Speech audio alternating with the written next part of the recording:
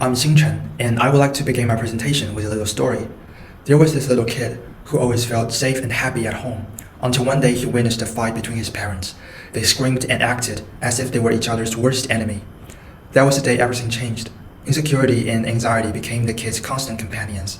He would get terrified when someone raises their voice, avoid conflict at all cost, and refuse to open his heart to anyone. Even after he came of age, the damage is still there. You may think, nah, this is too exaggerated. But the truth is, I was that kid, and that fight with its aftershocks still haunts me to this day. However, your disbelief is probably not rare. It is only recently that witnessing intimate partner violence at a young age has been recognized as a specific form of abuse with serious consequences. And while child witnesses have been receiving more attention, adults who were exposed to such violence as children are still forgotten. Therefore, connecting with and understanding the experiences of adults with such childhood trauma becomes extremely significant. And, amazingly, games can foster empathy with victimized groups and thus help solve this issue. That is also what my project aims to explore. To fill in the theoretical gap left from my literature review, I examined and compared different sources to solve the question of what makes games special in evoking empathy compared to other forms of media like photos and films. While photographs and films have their unique ways to foster empathy, games set themselves apart by offering players the agency to make choices and experience their consequences. This ability unlocks a new set of emotional possibilities and correspondingly allows me as a designer to create a broad palette of emotional experiences for players through manipulating their agency. And these rich emotional experiences can be crucial to stimulating emotional empathy with portrayed characters who represent a certain group of people in reality.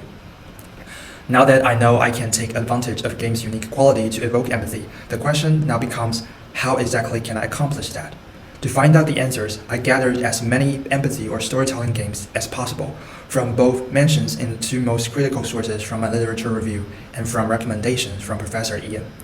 I also collected and organized all the design principles and mechanisms of games that can make empathy happen from the two sources. I then systematically assessed for each game whether the methods I gathered are actually used and how effective they are. Eventually, I synthesized and developed a taxonomy of the methods by which games can develop empathy in the player.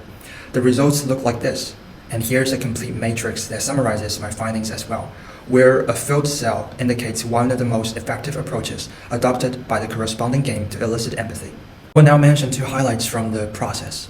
Firstly, among all the techniques, I found that restoring what the realistic world is like to the portrayed character is a technique that allows for maximum innovation and autonomy from game designers, as it can be achieved in various ways.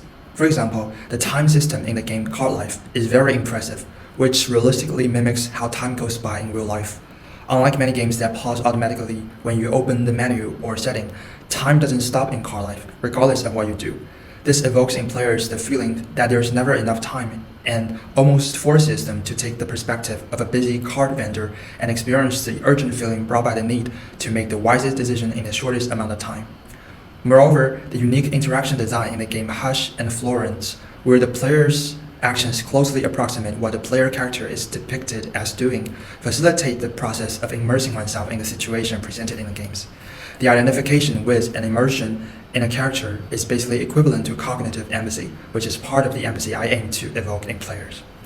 This inspires me to pursue creative methods to craft the emotional experiences of a child witnessing domestic violence for players to inhabit and explore how the inherent nature of a game as a special medium can be manipulated to foster empathy.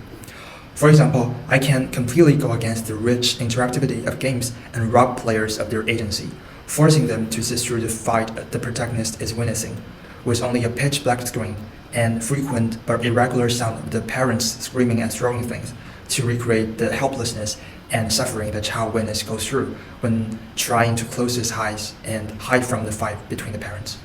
This may sound completely the opposite of what we discussed earlier, but the frustration and powerlessness generated in players by denying their interaction is also a result of playing with the agency they should have in the game. Secondly, the matrix shows the techniques with the largest number of games that they are most effective for, namely restoring reality for the character, taking advantage of the power of sound, and making use of NPCs to forge deep pseudo-relationships with players.